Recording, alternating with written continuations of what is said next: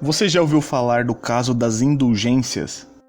O comércio de indulgências por parte de alguns membros da igreja na Europa, no começo dos anos 1500, foi basicamente a principal motivação que levou Martinho Lutero a empreender a sua reforma protestante a partir de 1517.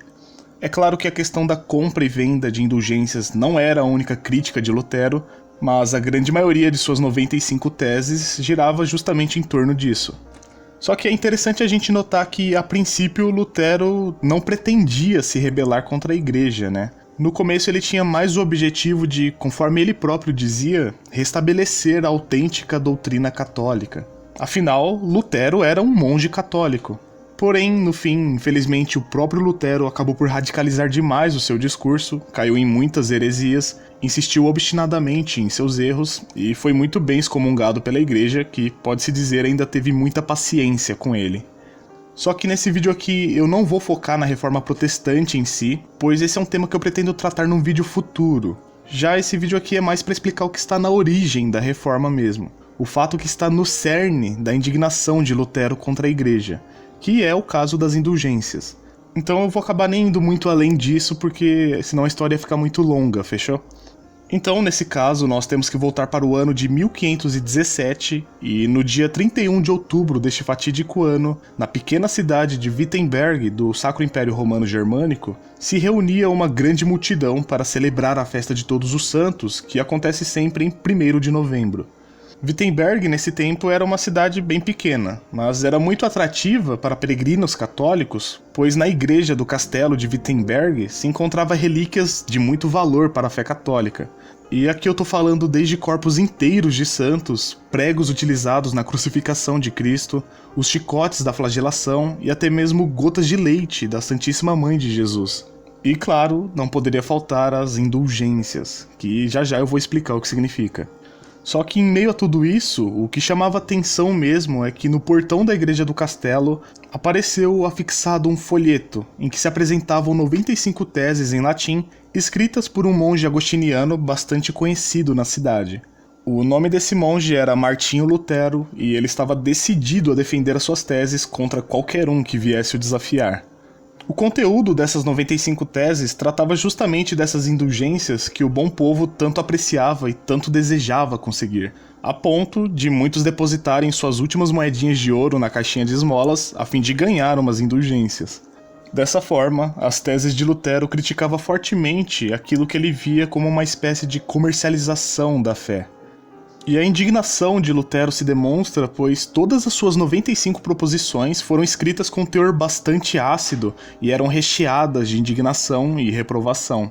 Com isso, depois das teses serem traduzidas e lidas em público em Wittenberg, todos os fiéis impressionados se perguntavam onde queria chegar esse monge que, se utilizando de palavras tão duras, abalava as estruturas da igreja. E, de fato, as indulgências a esse ponto já haviam se tornado um verdadeiro pilar fundamental da fé. Mas, afinal, o que são as indulgências? Basicamente, o que a igreja entendia por indulgência era a remissão total ou parcial das penas que cada um deveria sofrer, na terra ou no purgatório, depois de ter obtido no sacramento da penitência, ou seja, após a confissão, o perdão dos seus pecados e a remissão do castigo eterno. Então, um erro muito comum é as pessoas acharem que as indulgências são como o perdão dos pecados. Não, o perdão mesmo é dado logo após a confissão. A indulgência vem justamente para que você sofra menos no purgatório ou aqui na terra mesmo pelos seus pecados cometidos. Então, só para exemplificar, é como naquele exemplo, né, do ladrão que rouba uma casa, aí ele vai lá e se arrepende, pede perdão pro dono da casa, é perdoado, mas mesmo perdoado, ele tem que restituir o dono da casa. Da mesma forma, se você peca, você se arrepende, vai lá e confessa, você está livre sim de ir para o inferno, mas a justiça divina ainda assim ela requer que você sofra as consequências do pecado.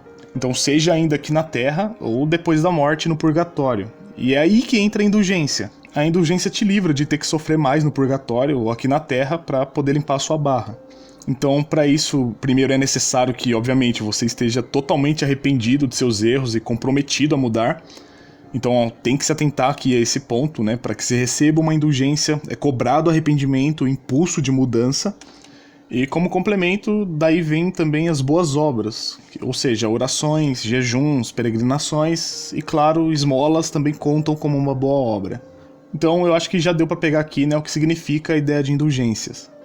E eu já esquecendo de falar que depois de uma bula do Papa Sisto IV, em 1476, passou-se a admitir também que a indulgência pudesse ser aplicada em favor de um defunto querido, para assim aliviar o seu sofrimento no outro mundo. Um outro ponto também é que a indulgência não apareceu de repente ali no século XVI, né? Ela vem de bem antes, porque já no século XI se concedia indulgência plenária aos que se alistavam nas cruzadas, por exemplo. Depois do século XIII a coisa dá uma generalizada, e daí mesmo em ocasiões menos heróicas a indulgência era concedida também. Mas ainda assim, muitos bons frutos puderam ser colhidos através das indulgências. Muitas igrejas, hospitais, instituições de caridade e até mesmo pontes e represas puderam ser construídas graças ao dinheiro recolhido por causa das indulgências. Além disso, nós tivemos também na Idade Média grandes resultados espirituais, pois a pregação das indulgências era um verdadeiro convite à conversão e à confissão. Então, sem entrar aqui na questão das bases teológicas, as indulgências, se não fossem os abusos cometidos por alguns filhos da igreja, maus filhos da igreja, né, melhor dizendo, tem que se dizer que, se a gente for pesar no fim das contas, as indulgências foram bastante positivas. Mas é claro, né, sempre vai ter aqueles que chegam para estragar a instituição e manchar a imagem. Porque sim, houveram muitos abusos na prática de conferir indulgências. A simonia, que é a venda de bens espirituais em troca de dinheiro, ganhou muita força com a difusão das indulgências. Aqueles membros do clero que pensavam mais em si próprios do que em conquistar almas para o céu, faziam a festa brincando com a fé do povo inocente, exigindo que o pobre fiel entregasse algumas de suas moedinhas de ouro, que já não eram muitas, para que ele obtivesse a sua indulgência. Um negócio completamente repugnante. Esse desvirtuamento por si só já significava uma grande ameaça para a instituição, pois pegava muito mal esse constante tráfico de coisas santas, por assim dizer, a olhos vistos. Mas para piorar, ainda havia um desvirtuamento da própria doutrina. Muitos pregadores mal intencionados ensinavam que quanto mais dinheiro você dava em esmola, uma moradia maior, ou mais moradias no céu, né, você ganhava. Para você ou para a pessoa que você quisesse. Era como dizia um famoso ditado na época: assim que o dinheiro tilinta na caixinha, a alma salta para fora do purgatório. Ou seja, basta você dar a sua esmolinha que o seu ente querido vai diretamente para o céu automaticamente. E o caso mais conhecido que se tem notícia de prática inadequada quanto às indulgências, certamente foi aquele que os papas empreenderam a fim de conseguir recursos para a construção da nova Basílica de São Pedro. Então, primeiro foi em 1506 pelo Papa Júlio II para começar as obras e depois em 1514 por Leão X para dar continuidade. E um episódio marcante é que o arcebispo da importante sede mogúncia, Alberto de Brandemburgo, ele tinha uma grande dívida com a Cúria Romana. Então o Papa Leão X permitiu que Alberto empreendesse naquela região uma grande campanha de pregação das indulgências para que se arrecadassem fundos para a construção da basílica e assim a sua dívida estaria perdoada. O arcebispo então confiou aos monges dominicanos o encargo de pregar a indulgência, o que acabou por provocar entre os agostinianos uma certa inveja dos dominicanos. E como eu já disse, Lutero era um agostiniano.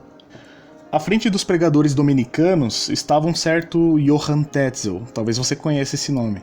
E ele era um daqueles que defendia essa causa com uma tremenda devoção.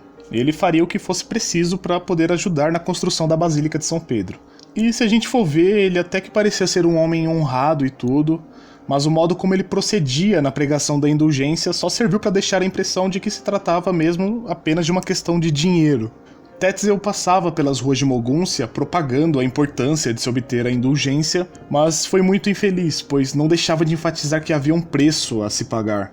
A sua ambição de angariar uma grande soma de dinheiro para a causa da basílica era até que bem nobre, mas acontece que o fim não pode justificar os meios dessa forma, né?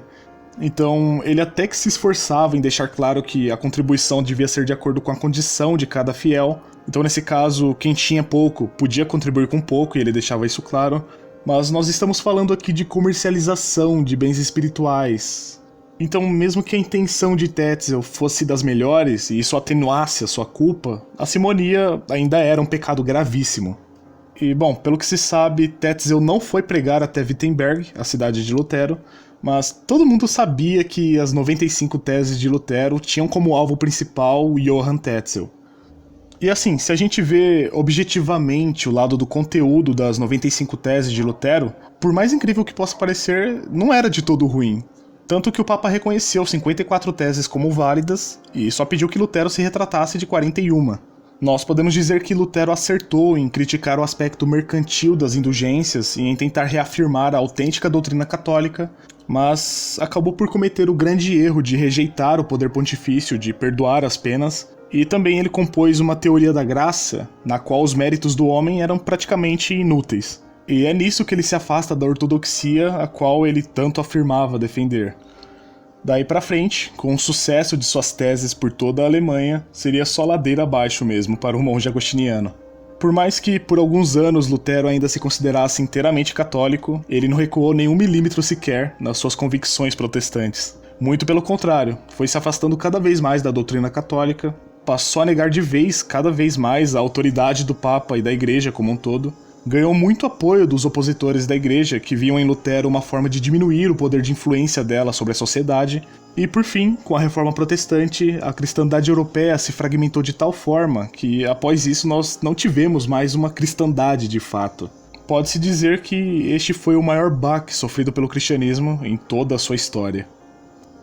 E no mais é isso, não é meu papel aqui criar discórdia, né, então eu acho que eu fui até que bem respeitoso. Então eu quero que você deixe o seu like se gostou, se inscreva caso você ainda não esteja inscrito, comenta aí embaixo o que você achou, e também, se puder me dar uma força aí se tornando membro do canal, eu ficaria muito agradecido, beleza? Porque assim, o que ajuda a tornar esse canal financeiramente viável mesmo é a ajuda dos membros. Porque não dá pra contar com o YouTube que desmonetiza muito dos meus vídeos. Então, se você gosta do meu conteúdo e quer me ajudar, eu peço que você considere essa ideia de se tornar membro, fechou? É uma forma direta de você ajudar o canal. Então, basicamente é isso. Um grande abraço, fica com Deus e até o próximo vídeo. Eu fui.